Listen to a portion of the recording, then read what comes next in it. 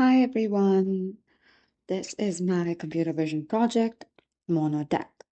It is a self-supervised monoocular depth and equal motion estimation system I built from scratch in PyTorch for the computer vision course. The word monoocular here means a single camera, and self-supervised meaning it is not labeled. And these two constraints together make this a hard problem, and I want to walk you through exactly how I solved it. So let's start with why this problem matters. Autonomous vehicles need to understand the 3D world around them to make safe decisions. How far is the car in front of me? How much room do I have to change lanes? Is that a pedestrian who's close enough and I should brake? So the gold standard for all of these depth estimations is LiDAR. These fire laser pulses in all directions and measure how long they take to bounce back, giving you a precise 3D point cloud of the environment. But LiDARs are expensive. A Velodyne HTL64E, which is what the dataset that I will be describing in the next slide uses.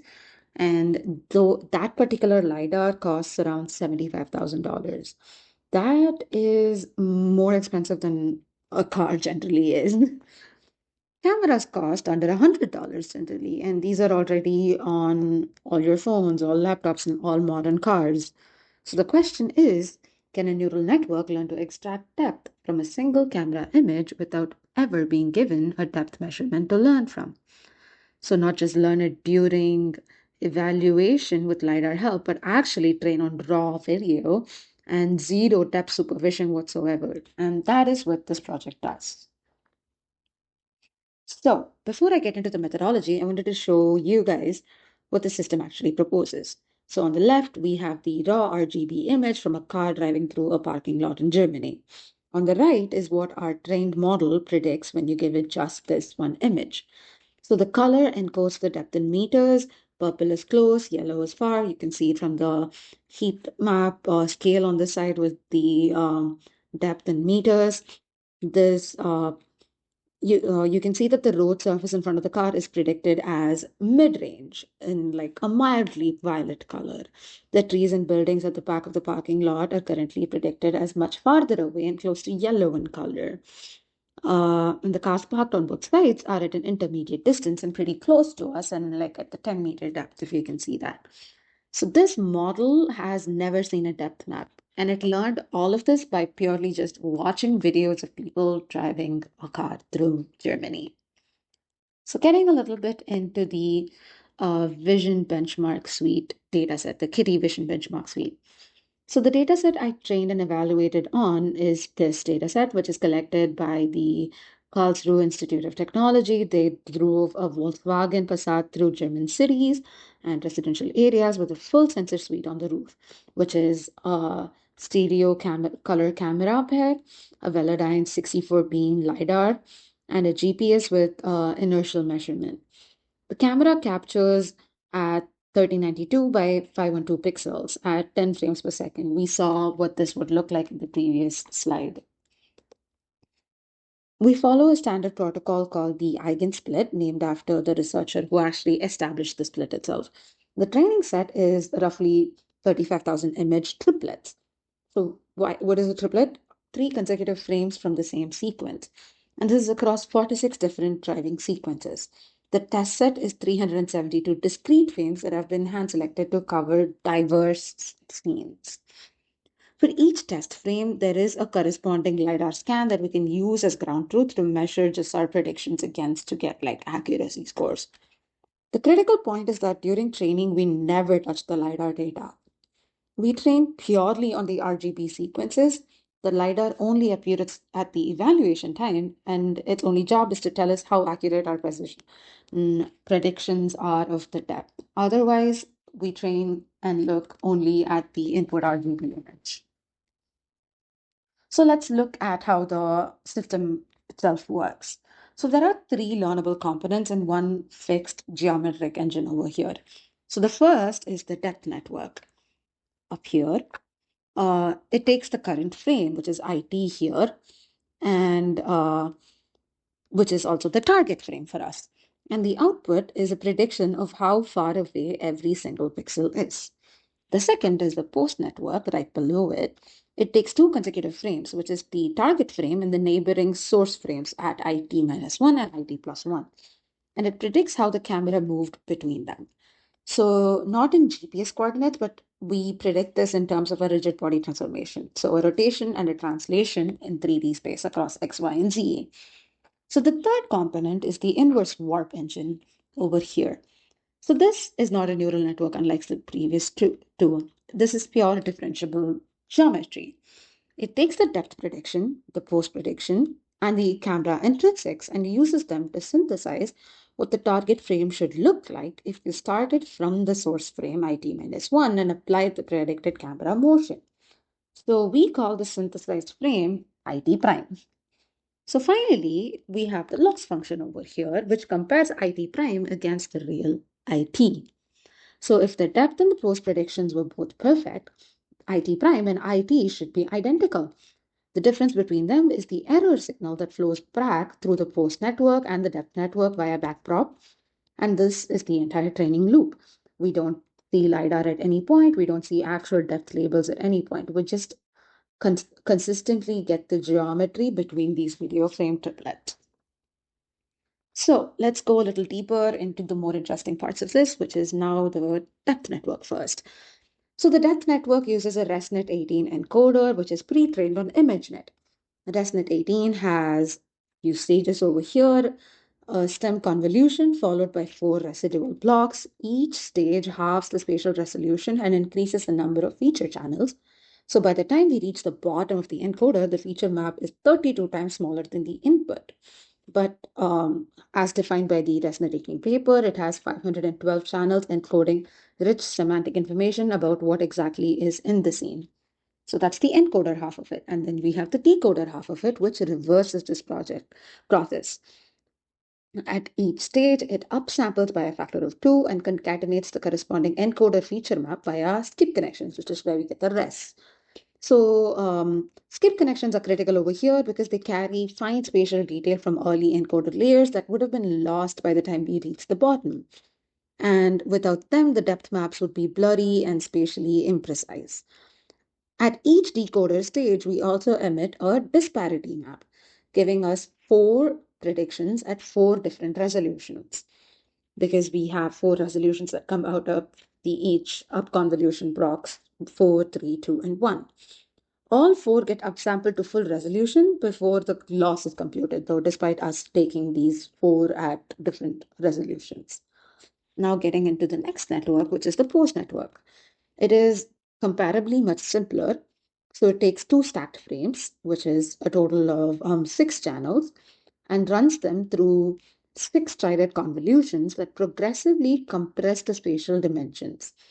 A global average pool collapses this entire spatial structure into a single 256-dimensional vector. So then 2 linear layer branches of that vector, one predicting translation as 3 numbers and one predicting rotation as 3 numbers in axis angle form. We convert this axis angle to a proper 4x4 rigid transformation matrix using the Rodriguez rotation formula. The matrix is then what gets passed into the inverse warp. Now, let's get into the inverse warping itself. And let's walk through this pretty slowly and explicitly because this is the mathematical core of the entire depth prediction system. Everything else, the networks, the losses, all of these exist to produce good inputs to this exact inverse warping step. So the very first one is the unprojection. So every pixel in the target frame, for them, we have a predicted depth value d from the depth network. We form a homogeneous coordinate vector with the pixels x position, y position, and 1, and multiply it by the inverse of the camera's intrinsic matrix, k. So this converts from pixel space into a unit ray direction in 3D camera space. Scaling that ray by depth, d gives us an actual 3D location of that pixel in the world as seen from the target camera. Now that we have that, let's move to step 2, which is the rigid transformation. The post network gave us a 4x4 transformation matrix T. We multiply our 3D point by T to express it in the source camera's coordinate system rather than target camera's coordinate system. Step 3, reprojection. So now we have a 3D point in the source camera space. We divide its x and y coordinates by its z coordinate. So this is the perspective divide, and it accounts for the fact that things that are farther away appear smaller in the image. We then multiply by k, which was the camera's intrinsics, to convert from the camera space back into pixel coordinates. This tells us where in the source frame the 3D point actually appears. Step 4 now finally, which is the bilinear sampling. We normalize these pixel coordinates to the range -1 to +1 and use differentiable bilinear interpolation to read off the pixel color from the source frame at that location. Differentiable here means gradients can flow back through this sampling operation all the way to the depth in the post-prediction networks. So for the rotation specifically, we use the Rodriguez formula to convert this axis angle output of the post network into a rotation matrix. This avoids the gimbal lock, which is a singularity problem you get when Euler angles when two rotation axes align. So very quickly to summarize all that we saw so far, the depth network takes a single RGB image and produces disparity map at 4 scales. Disparity is inverse depth. We predict disparity rather than depth directly because disparity is bounded between 0 and 1, which makes it easier to regress for us. We convert to metric depth by taking the reciprocal with calibrated minimum and maximum depth bounds. The post network next takes concatenated frame pairs and produces a 6-frame transformation, 3 translation parameters and 3 rotation parameters in axis angle form. We scale the output by 0.01 at initialization to keep early post-prediction near identity, which stabilizes the first few epochs of training before the depth network has learned anything meaningful. The inverse swap implements the 4 geometric steps that we just went through. The loss combines 85% SSIM and 15% L1 at every decoder scale, with auto masking to handle dynamic objects and static camera frames and edge-aware smoothness regularization. So, this was a pretty long project, and this is the slide I kind of want to spend a little more time on because building from scratch meant encountering and solving several failure modes that I didn't know I was going to face. So the first and most impactful one was the multi-scale gradient disconnect. So theoretically, we're supposed to compute the photometric loss at 4 decoder scales to get the network richer supervision. So what I initially implemented was computing the warp once using the full resolution depth map, then reusing the single set of warp frames for all 4 scales. So the problem here is that the 3 lower resolution scales had no connection to the photometric loss. The only gradient it received was from the smoothness loss.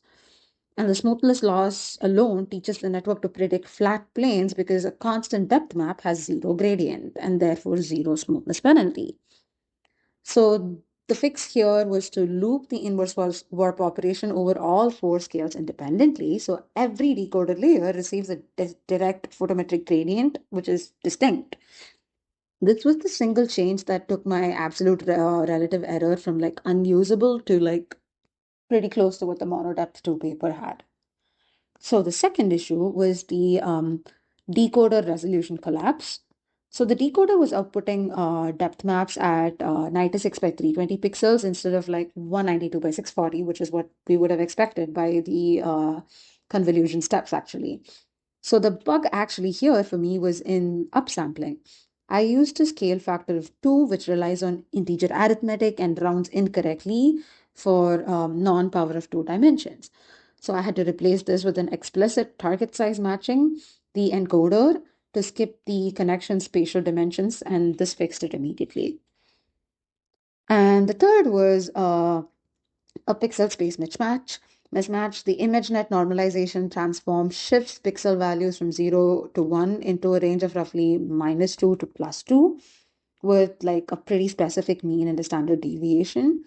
My warp frames were in normalized space, but my target frames were in raw pixel space. So the loss function was comparing tensors in completely different numerical ranges. So this produced gradients that like just were in the wrong direction altogether. The fix is pretty simple. So to reverse the normalization on the source frame before I warped them, and that fixed the loss. So the fourth and the fifth are with reference to the auto masking and the smoothness loss.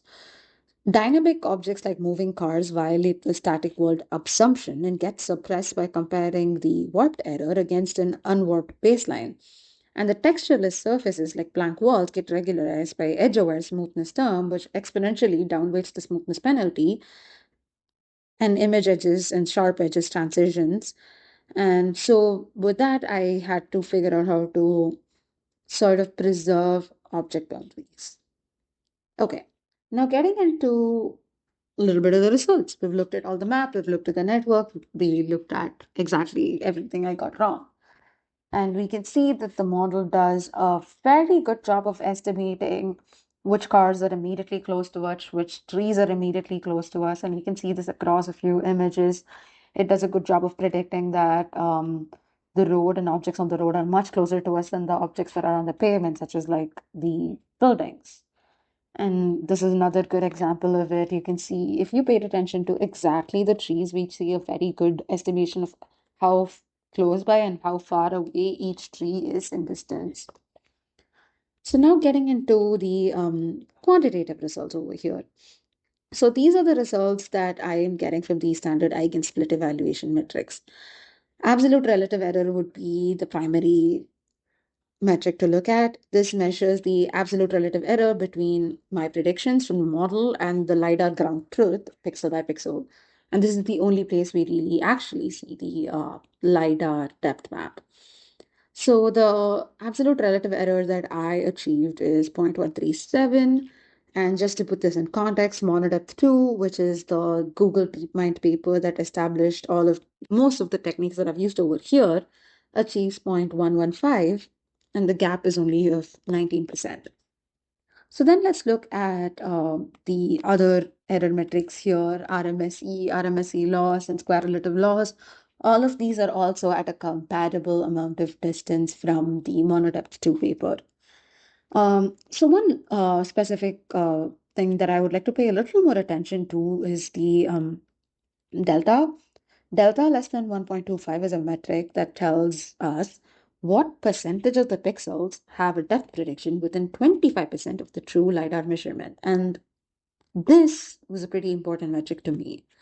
And I was able to hit 83.7%. What does this mean for us? This means that more than 4 out of 5 pixels in any given test image are within a quarter of the true depth value. Using only a camera and no labels at any point during the training, we're able to get this close to what an actual $75,000 LiDAR gives us. Another thing to pay attention to would be root mean square error, RMSE. So RMSE here is of 6 meters. What does this mean?